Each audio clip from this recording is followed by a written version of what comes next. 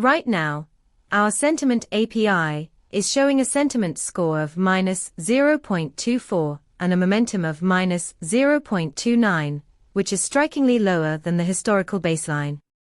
You're looking at a significant shift in market sentiment that indicates a bearish outlook, something you don't see every day.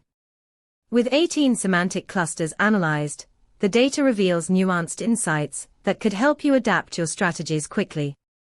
Our API returns detailed sentiment analysis with real-time updates, allowing you to harness this data for predictive modeling or risk assessment.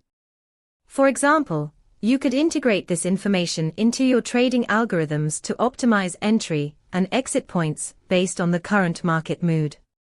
Dive deeper into the data at pulsebit.lojenterprise.com/docs.